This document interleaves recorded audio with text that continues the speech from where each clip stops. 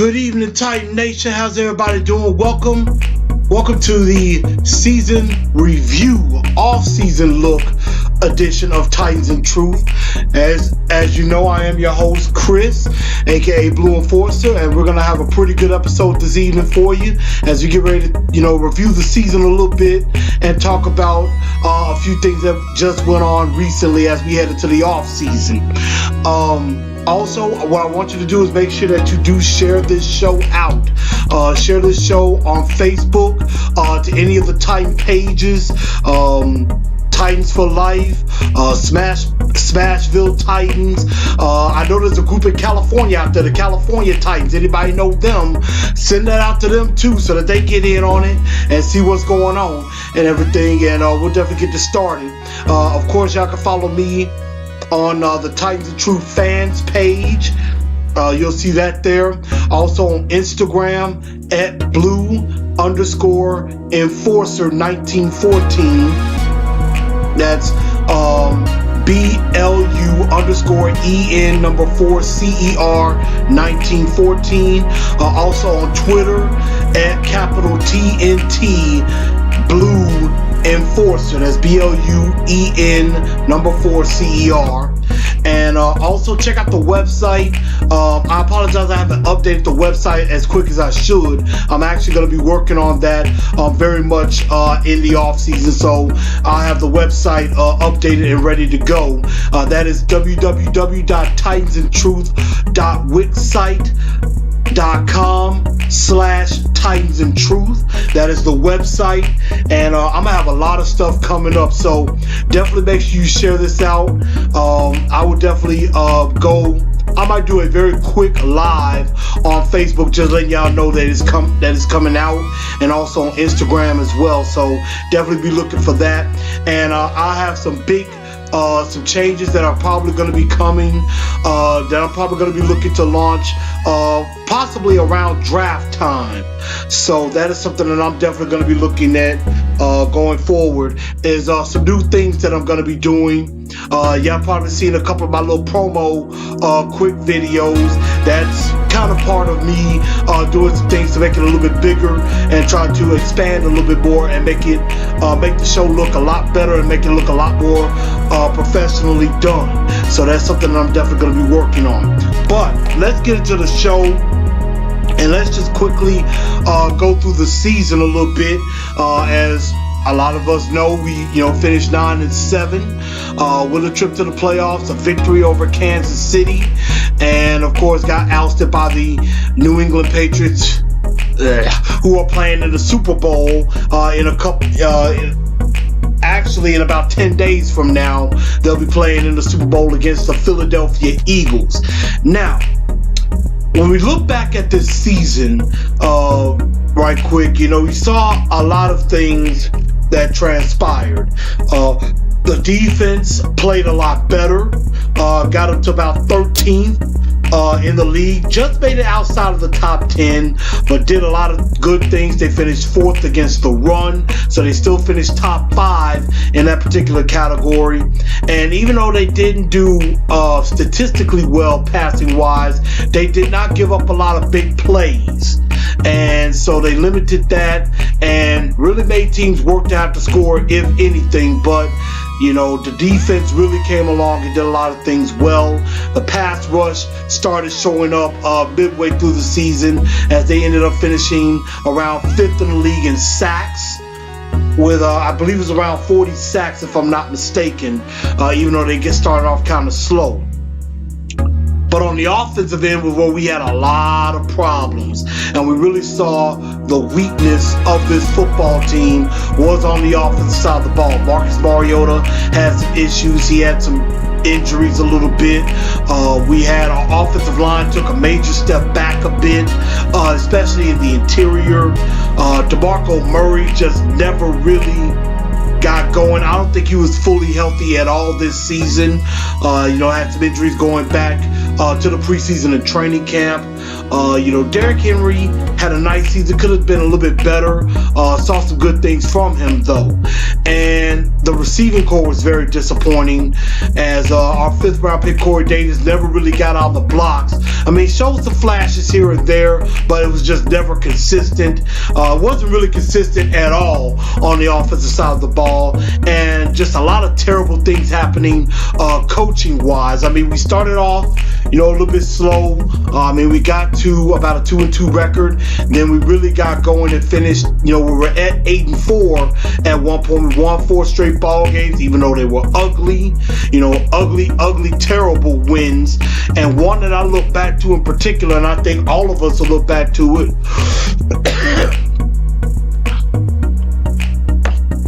was the Cleveland Browns game.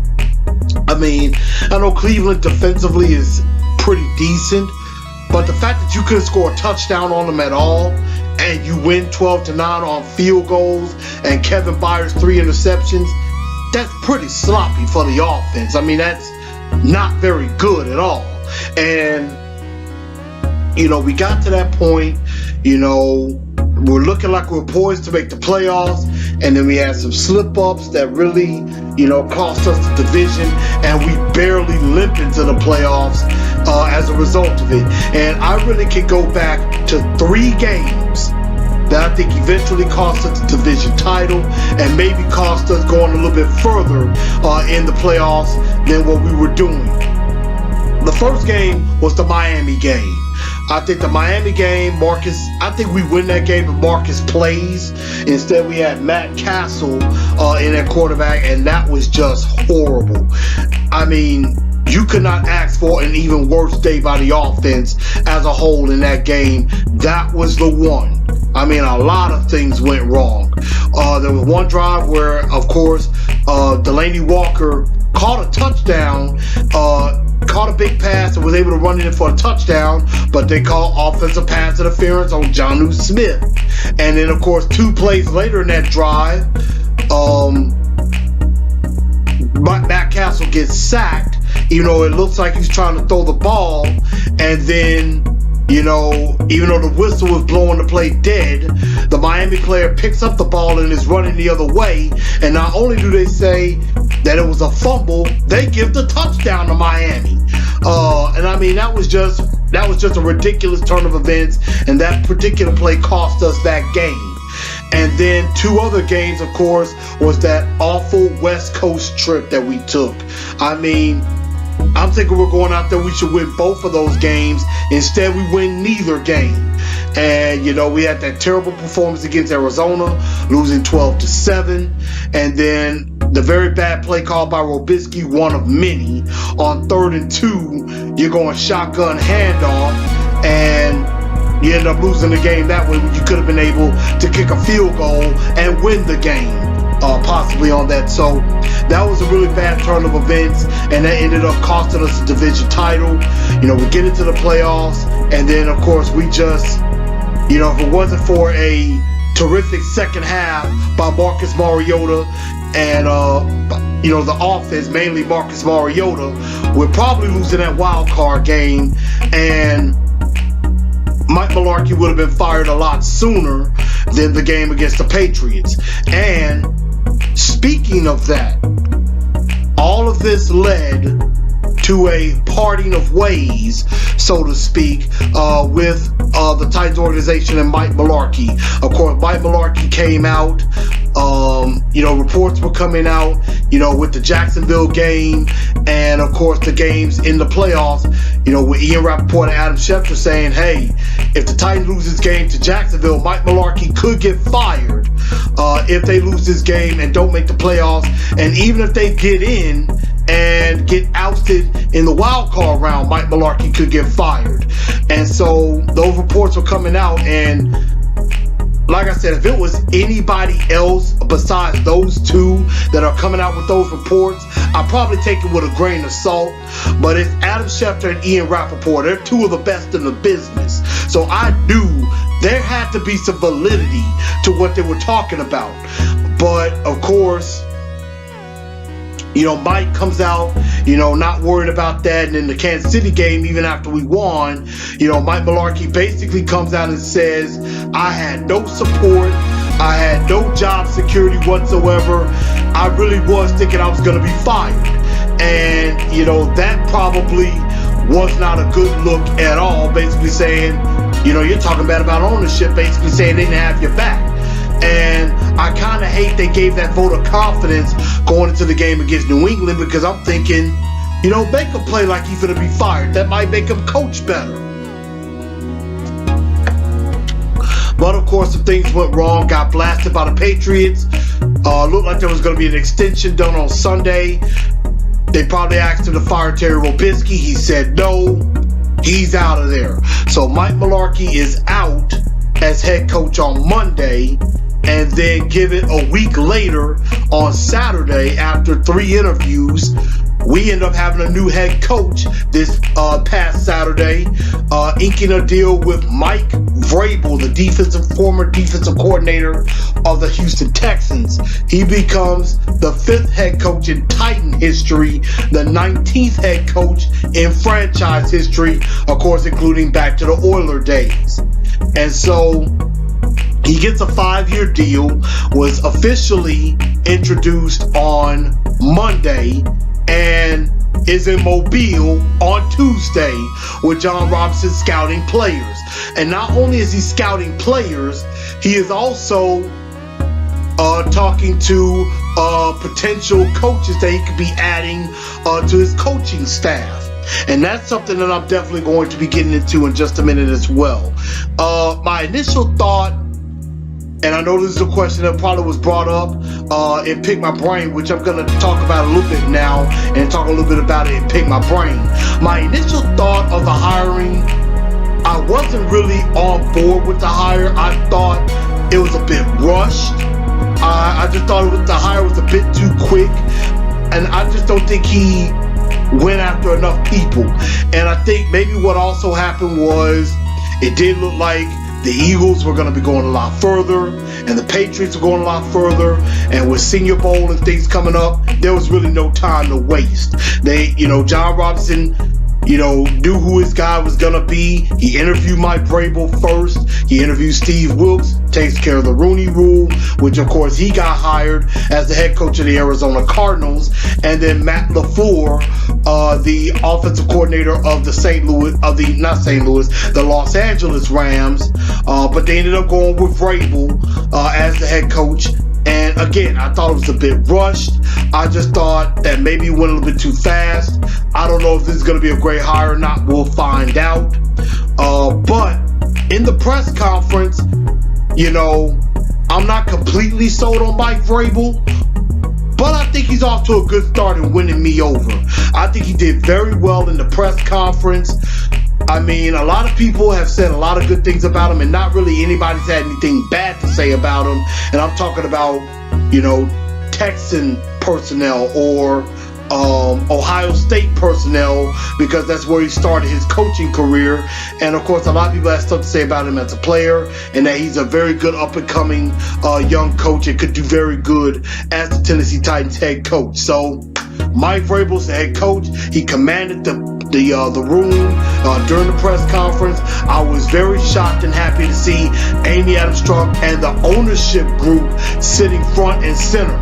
Normally in press conferences like that, you don't hear from Amy Adams-Strunk, but I can tell this is an important hire, so that's why they had her there.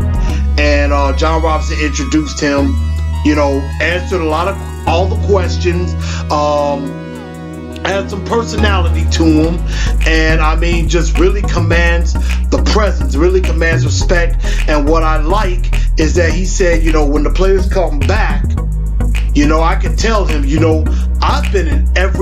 been in every one of their shoes.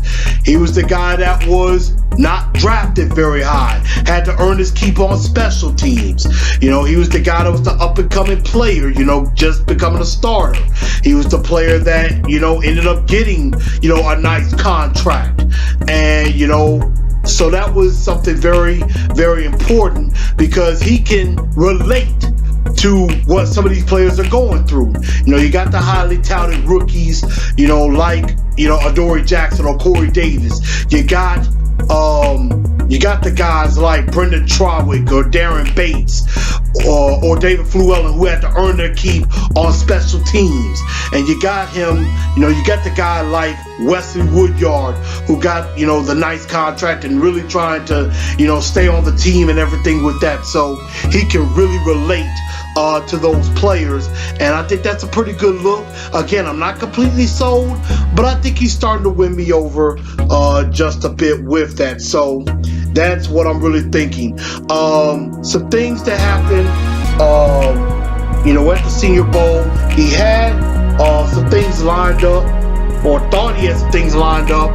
You know, he had interest with the offensive coordinator. I believe his name was Ryan Day. He was the co-offensive coordinator. Now he's the full offensive coordinator of the Ohio State Buckeyes. He was talking about bringing him in as offensive coordinator, but Urban Meyer decided to not only keep that coordinator, but promote him to full-time offensive coordinator. And he had an interview with the former Arizona Cardinals defensive coordinator. I believe his last name was Belcher. He had an interview with the Titans, and he also talked to the Giants.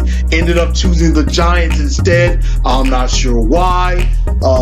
Maybe it's because he is a defensive guy, and, you know, Belcher probably wants full control, which Mike Vrabel said whoever's the defensive coordinator is going to have 100% full control, just unless he comes and says, hey, I want to run this particular blitz or particular play. Other than that, the DC will have full control of the defense. But struck out on that, and I know there are a lot of people out there that may have some concern about that, you know, with, you know, not the quickness of resembling the staff. And what I say to that is, everybody calm down. You know, he's working on a staff. The guy just became the Titans head coach on Saturday. He hasn't even had the job a week yet.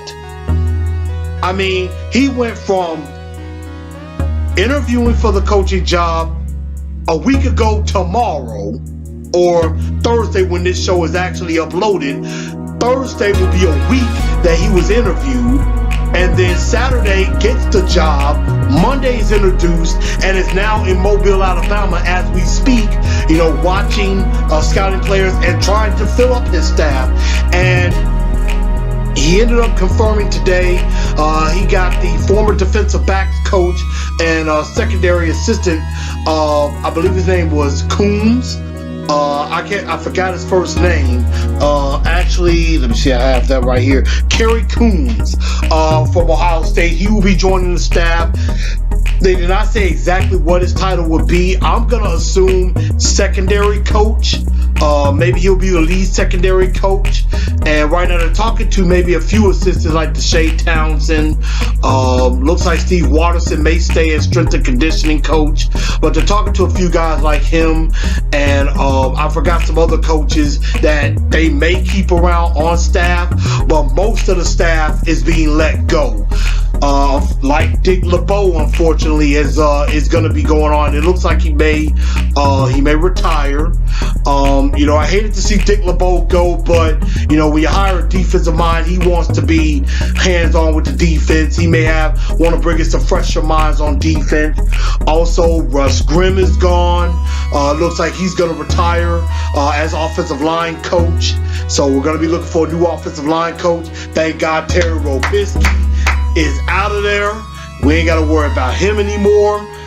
Jason Michael is gone. He won't be around. It looks like Sylvester Croom will not be around either. Hated to see Lou Spanos go. I thought he did a very good job with the linebackers, but I believe Mike Vrabel, that is his specialty, is linebackers. So I can see why that happened there. Frisman Jackson's gone. He's taking a job in Baylor.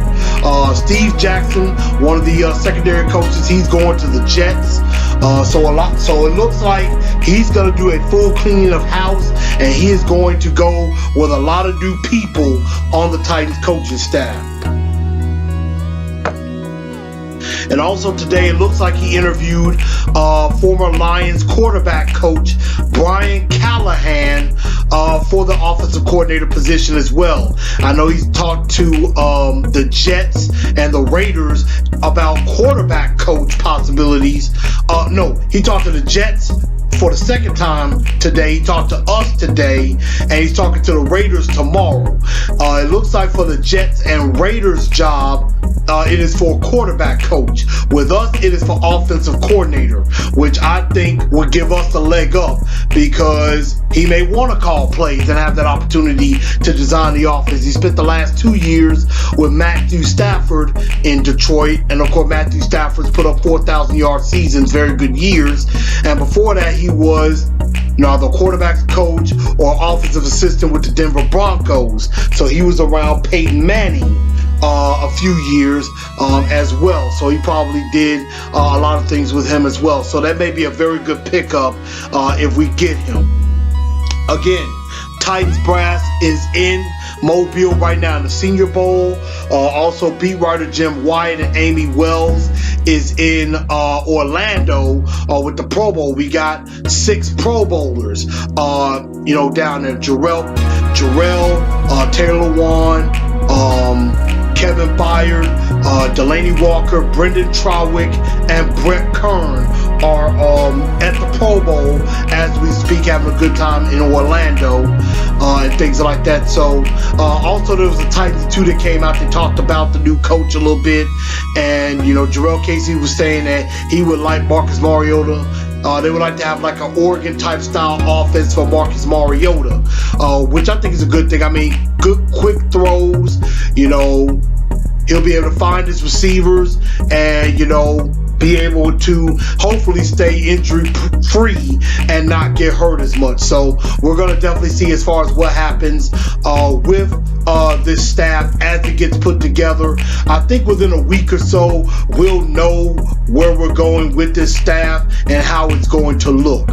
But I hated to be a little bit long-winded there, but we're going to go ahead and go into our season awards for the year. So instead of doing a dunce of the day or a star of the week, we're gonna give out yearly awards this year.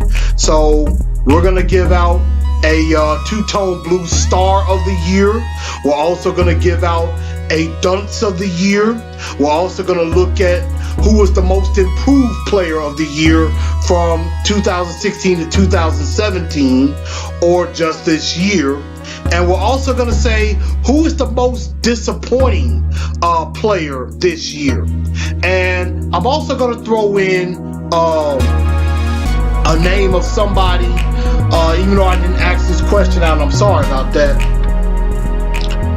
Who could be the breakout star for 2018? Who could be that person that, ends up just breaking out and having a big year in 2018 for the Tennessee Titans? So first, I'm going to go in here. I'm just looking at some things. I apologize if y'all see me. I am looking at thoughts. Okay.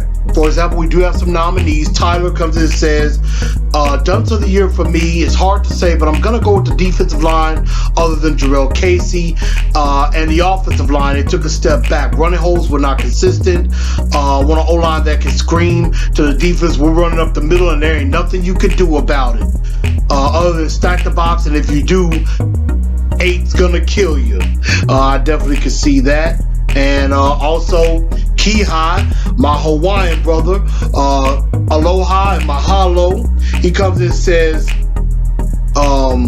dunce of the year, Robisky. He's been on that train for quite some time. And let's see. Looking for some more nominees. And again, these are things I put out on on the Titans of Truth page, and also on my own personal page as well. And so Brandon Bowers, consistent listener of the show, he says star of the year, Kevin Byard. Dunce of the year, Biscuits, of course, as in Terry Robisky, coming in here. He says most improved is Adoree Jackson from beginning of the year. Declining or disappointing, DeMarco Murray is another. So that's definitely a very good nominations as well. And let's see, Tyler came in with most improved player of the year, Kevin Byard. Star of the year, Jarrell Casey, always a constant, no injuries, does his job and does it well. It sends him to the Pro Bowl. Most disappointing player, I know Adoree did good for a rookie, but we drafted him for a variety of reasons. Didn't get one interception, and that was the big thing people were talking about. How he has the hands. No kick returns, although one or two were called back. Him and Corey Davis could have had a bigger year. Corey's defense was injured. So, I mean, I definitely can understand. I definitely understand those are some very good nominations. Definitely on that. So, and I know I had one more. I'm trying to pull that up. I think I may.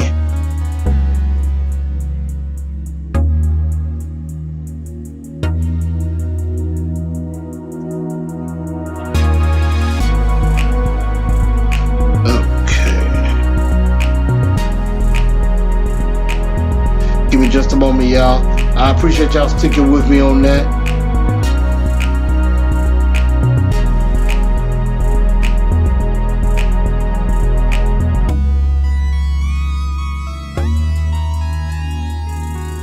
Let's see. I know I had something from Jamie Driver. He gave me a good comment as well. I'm trying to find that so I can pull it up. Okay, here we go. Got it right here. He says his star of the year, Kevin Byard. Honorable mentions, Wesley Woodyard, Brett Kern. Disappointing. Dunce of the year, I'm sorry, Biscuits, no doubt. Terry Robisky again. Most improved, I'm going with the start of the year rather than from last, which would be Adoree Jackson. Got burned the first few games, but improved very well after that. Has potential to be a stud as corner in the return game as well. Most disappointing, Avery Williamson. Is a disappointing player, so I definitely could see that. And so I think that was all the comments that I had so far, but I would definitely say by that the two-tone blue star of the year has to be KB Savage 31, Kevin Byard, and he had a terrific year with 8 interceptions, which tied for the league lead. He's in Orlando right now in the Pro Bowl. Should have been in the Pro Bowl outright. He was, of course, named All-Pro as well. So, I mean, that's big ups to Kevin Byard. And I think with the proper time, he's going to become probably the best safety in the NFL. So I think that was a terrific season for him, and I just think without a doubt he should be two-tone blue star of the year. The dunce of the year. Now, I said this back about a month ago that without a doubt Terry Robisky is automatically going to be the dunce of the year. That is no doubts, no questions asked. Dunce of the year, Terry Robisky. But I'm going to also talk about a players that could be the dunce of the year as well. And I'm surprised that this player was not mentioned as a dunce of the year candidate. But I'm gonna have to say the dunce of the year. I mean, I know DeMarco Murray had a bad year and everything with that, but I'm surprised nobody mentioned a dunce of the year, which I think is definitely one.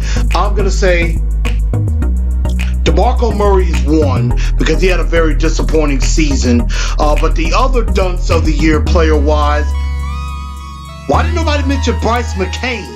I mean, he was horrible this year. I mean, absolutely horrible in coverage.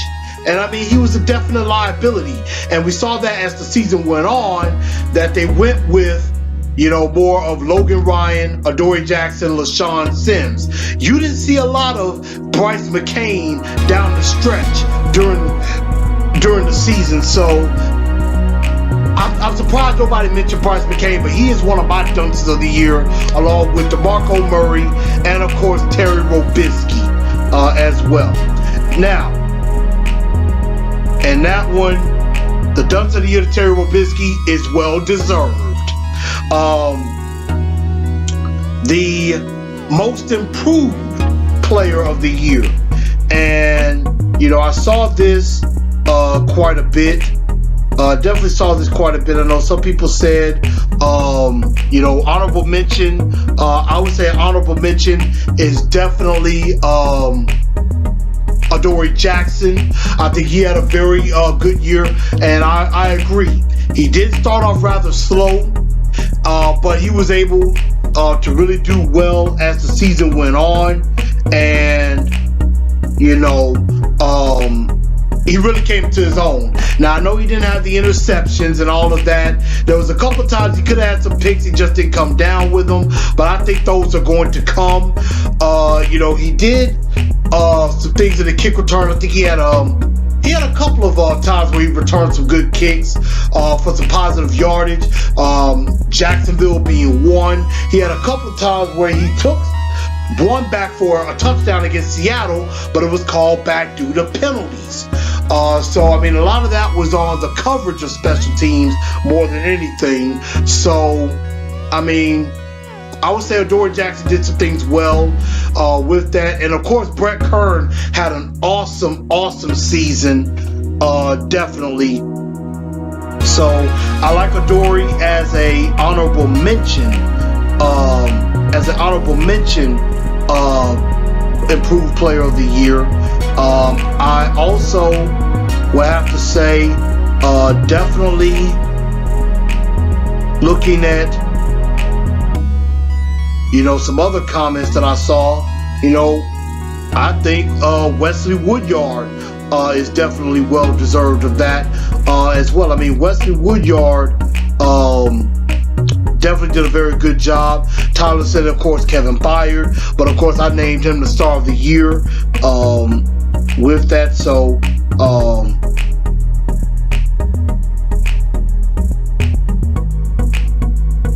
you know, definitely another one for Jackson with that. So I'm gonna say most improved players of the year, Adoree Jackson and Wesley Woodyard, who had an absolutely fantastic year.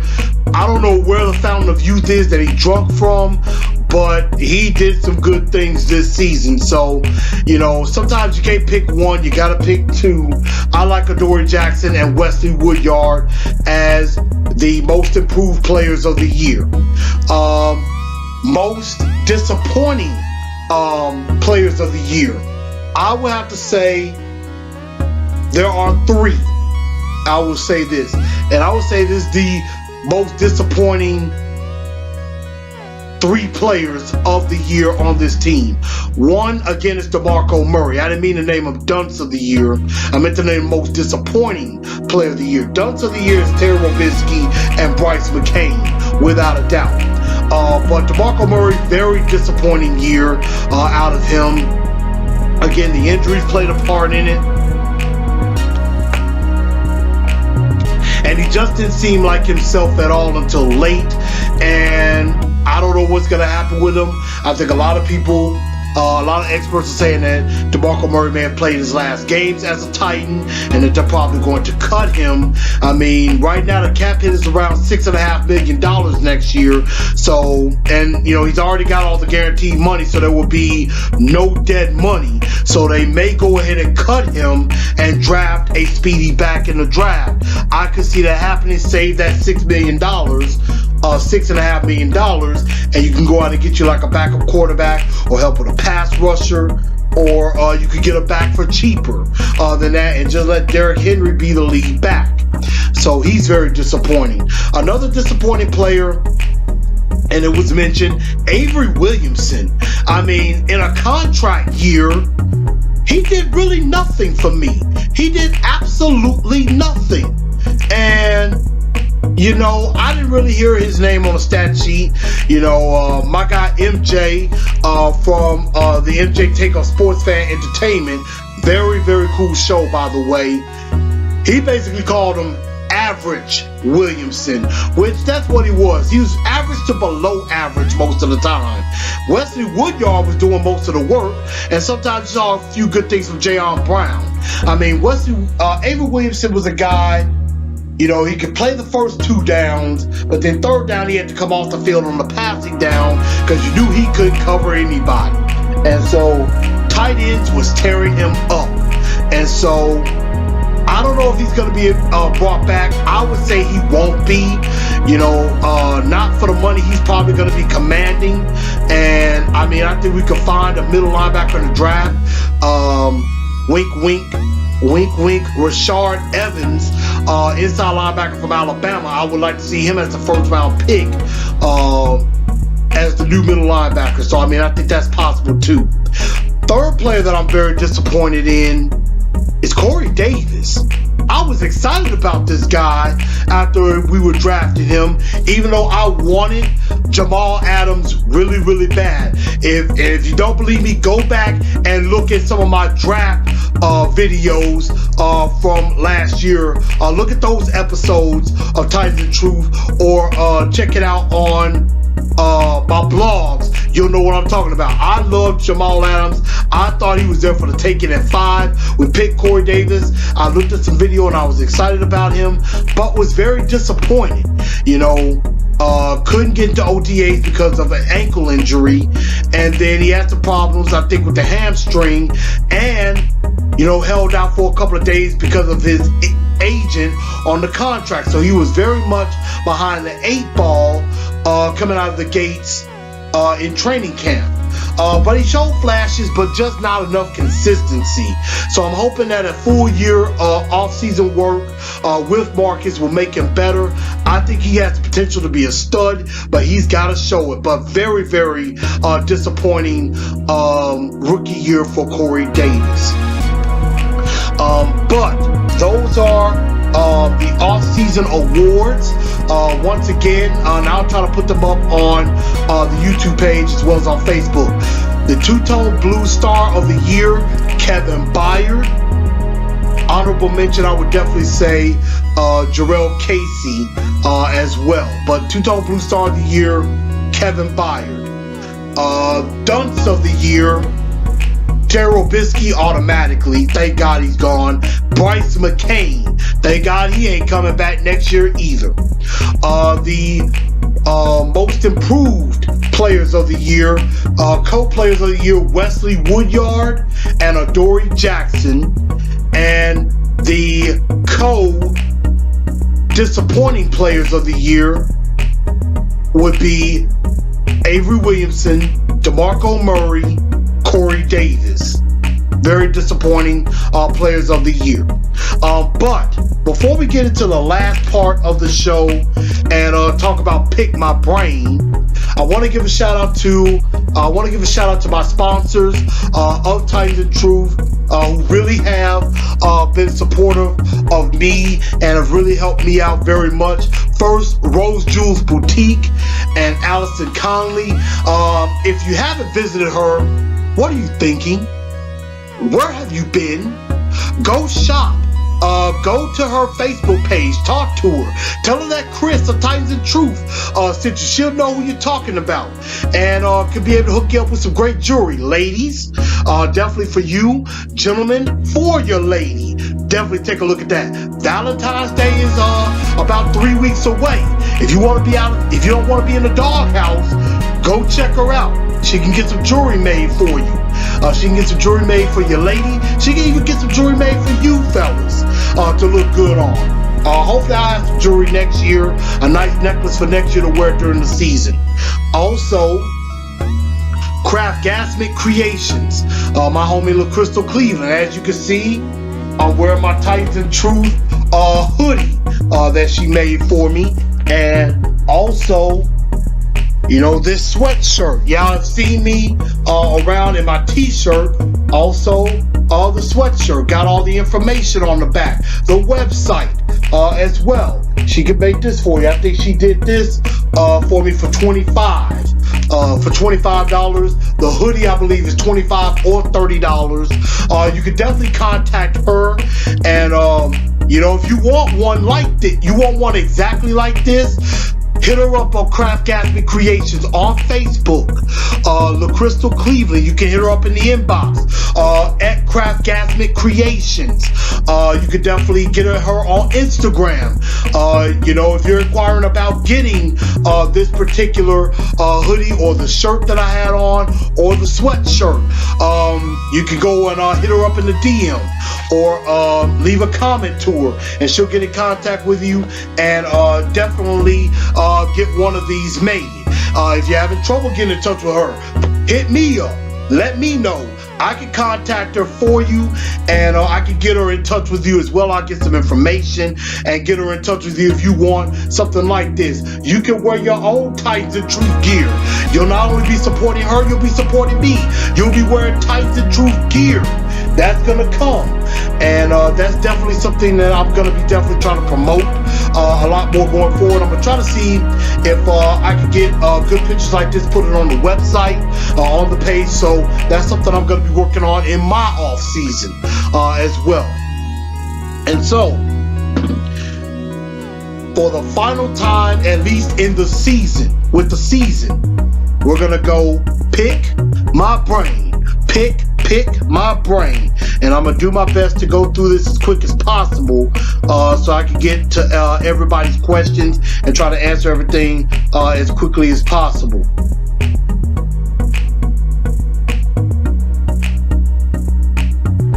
Let's see. Okay, first off, I got from Brent Beard. He says, with next year's schedule and a new head coach, what do you think are the realistic expectations for this team? That is an excellent question, Brent. And the answer to that is, I think our expectations need to be lowered just a little bit. We shouldn't be thinking Super Bowl right away. I do think we should have a very good season, but next year's schedule is going to be very, very difficult. It is not going to be easy at all. We're going to have a lot of tough teams coming in here.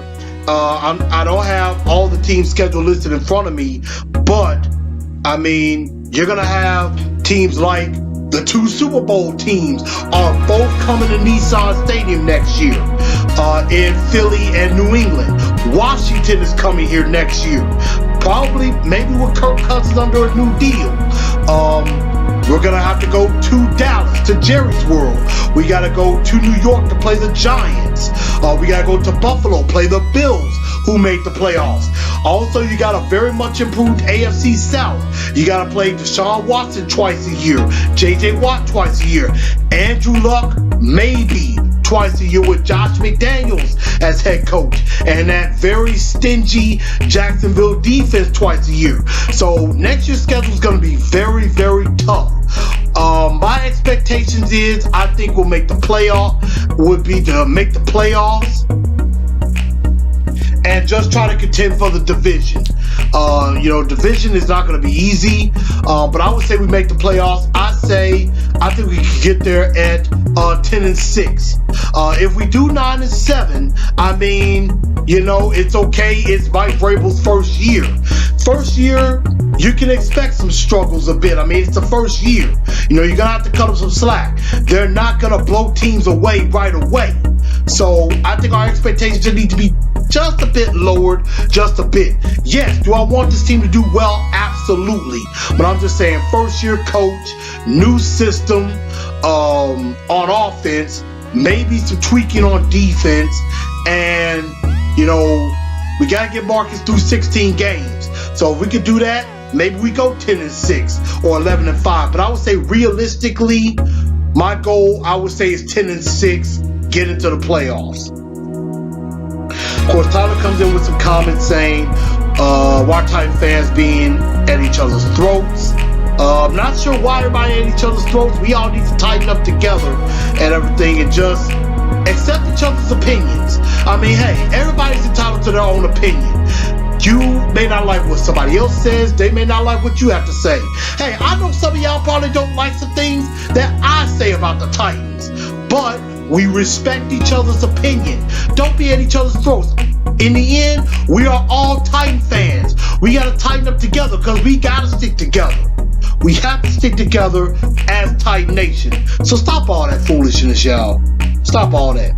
Shane comes in and says, which one or two offensive coordinators available will best help us propel to the next level?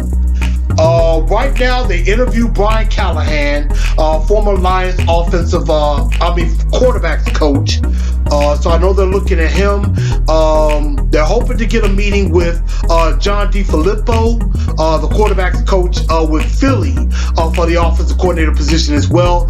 I like both of those picks. Either one, I think would be a very, very good pick. Especially John DeFilippo would be a home run hire if they were to get him as offensive coordinator. But I think Brian Callahan could be pretty decent too. He's done some nice work with Matthew Stafford and also with Peyton Manning as well in Denver. So I think that would be pretty good. How did you like Vrabel's presser? Thoughts? Like I said, I mentioned that earlier. I think he had a commanding presence. I think he said a lot of good things. He said a lot of the right things. I'm not 100% sold on him yet, but I think he's off to a very good start. Did you like the firing of Dick LeBeau? I hated to see Dick LeBeau go, and I never got a chance to meet him personally. He's a legend, a Hall of Fame coach, Hall of Fame player. Hated to see him go, but I guess Mike Vrabel wants to go in a different direction as far as maybe some fresh blood on the defensive coaching staff. So I definitely understand that, and I think Dick LeBeau should retire, and I think it'd be well deserved. I wouldn't mind seeing him maybe inducted into the Titans Ring of Honor as a coach. So I mean, I wouldn't mind seeing that at all, but I hated to see Dick LeBeau go. Are you hoping we go more newer or toward the old school with with new uniforms?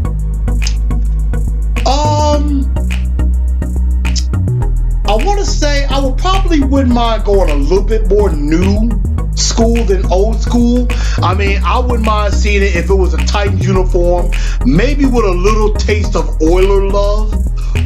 Taking it back, something original. I like the two-tone blue.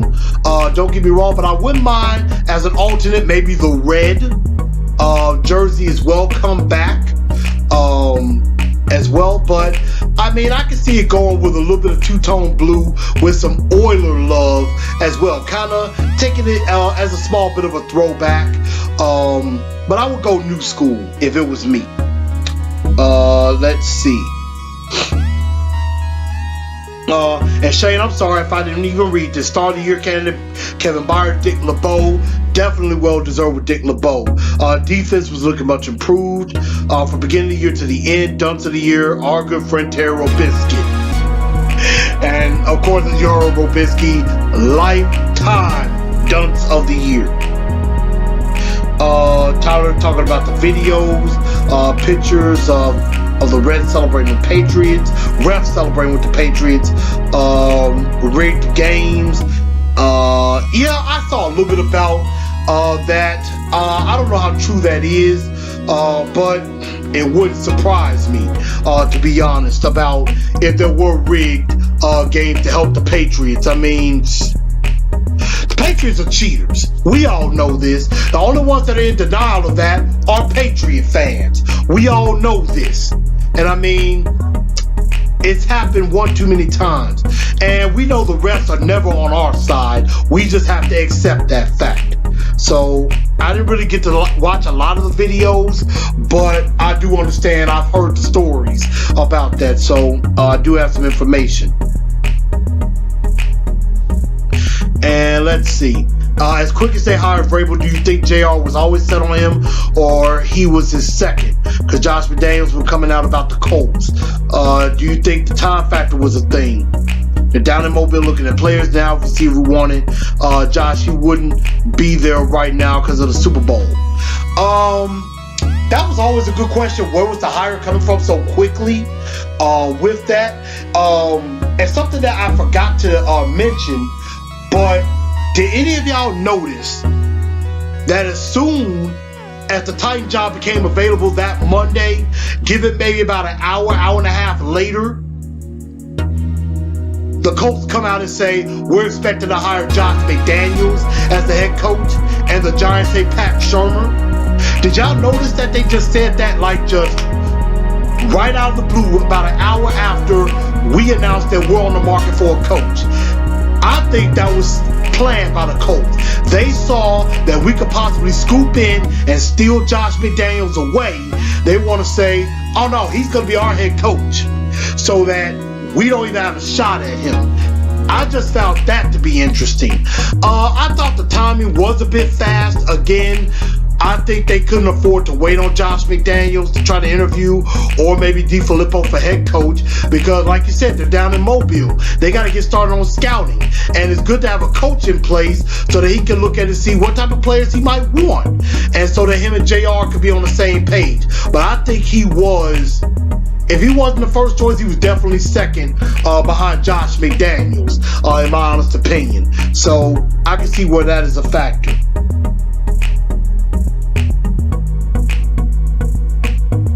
He said, when you hear Vrabel saying he's going to take time sorting through the staff, do you think that's just code for he wants to go after someone on the Pats or the Eagles? I'm not sure. It wouldn't be surprising. I would expect him to maybe talk to some people on those staffs as well. Maybe he might be looking at linebacker coach Brian Flores from the Patriots for defensive coordinator. I heard there is some interest between him and John DeFilippo for offensive coordinator. So he may be waiting to talk to DeFilippo. Unfortunately, they couldn't talk to him during this week because this week is for second interviews instead of initial interviews. So I find that to be a bit unfair, but hey, we'll deal with it with that. So I think he's going to be sorting through his staff. I think in about a week or so we'll know. We'll start getting a glimpse of how the staff is going to look. It won't be complete, but I think he'll have at least a few people on the staff. And let's see, y'all said this is uncharted territory. Tyler coming in with that, saying this is uncharted territory. Why do you think the contract was for 5 years? I haven't heard the pay. Does JR think highly of him, or do you have to out more money on the table to get him? And so I honestly could say JR is putting a lot on the line. He's betting the farm on Mike Vrabel, because if the Titans struggle or the Titans don't do so well, everybody's not going to be looking at Mike Vrabel. They're going to be looking at John Robinson. The pressure is now on John Robinson that he had to get this hire right, and he's got to also make sure that Vrabel puts a good staff around him. He's got to make sure that the players that he drafts or get free agency or right for this team, they're saying they want not the best 53, but the right 53 for this team. So yeah, JR is betting the farm on Mike Vrabel. He's putting a lot on the line. Let's see. Just some comments. Tyler said he predicted JR would do some wheeling and dealing through the draft. I can see him doing some trades. I think he'd do some trades in the draft or for some players. Let's see, Super Bowl question. Have you seen videos of Philly fans out of control, really shouldn't be allowed to games, acting like that? Patriot fans are bad, but I haven't seen anything like Philly. What do you want? Who do you want to win the big game? Me, I can't decide. They're both. I know. I would say honestly, in the heart of hearts, I'm going to be the biggest Eagle fan there is for this game. I would like the Eagles to win. even though the Patriots are that darn good, in my heart of hearts, I would love to see the Eagles win. Let's see. Keon comes inside. I know we have a tough schedule, but we can't go back. We need to set the bar on making it every year. That should be the expectation. If our roster gets better and we get a great OC and DC, I expect to make a deep playoff run. I do agree with that. I think we could definitely make a very good run in the playoffs if things go right. We have the right staff, and John Robinson puts the right players around. They could definitely make the playoffs and can do some damage in the playoffs. So that wouldn't surprise me one bit. Brandon comes and says, what kind of turnover can we have as Vrabel as coach? Do you think we stumble? We're going to have a lot of turnover. Not sure we'll stumble.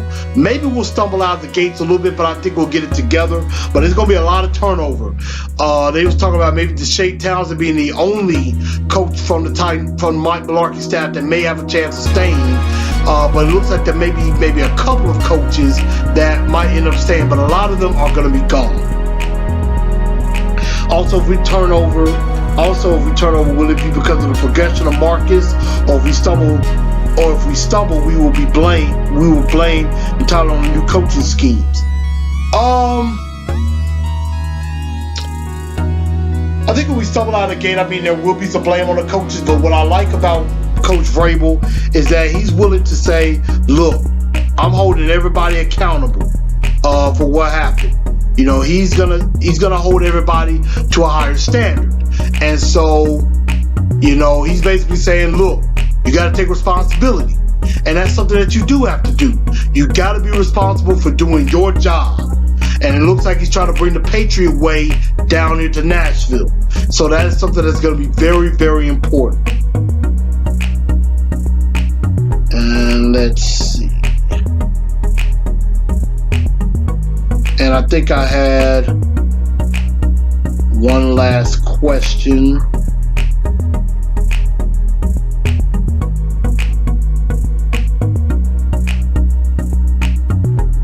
Okay, here we go. I have a question. I was surprised on J-Rob choosing Vrabel so quickly. Do you think he'll put together the right coaching staff to develop Marcus Mariota?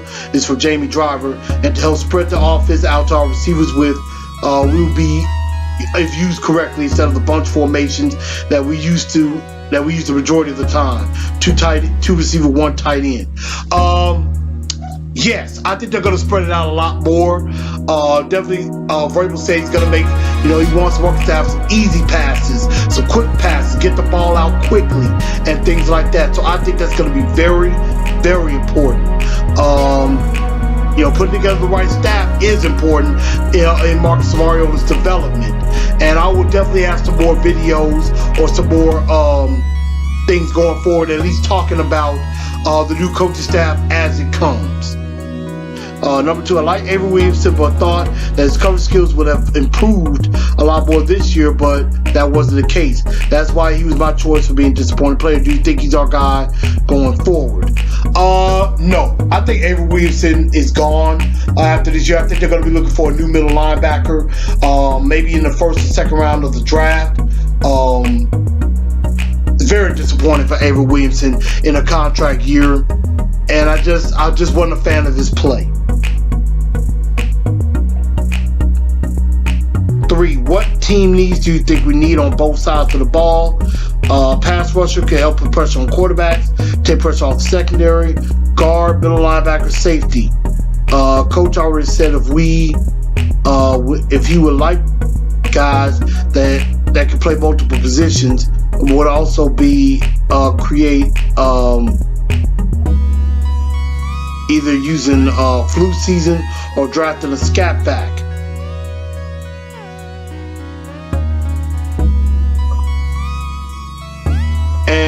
And so with that, I know you had a long comment, but I'm gonna cut it short. I would say the biggest needs has to be definitely pass rusher, definitely interior offensive line, mainly at guard. I would say also middle linebacker, a 3-4 defensive end, another strong safety, maybe some cornerback depth, and maybe another wide receiver, and also a speed back. Those are the positions that I would look at as needs for this team, and I just think that can all be addressed.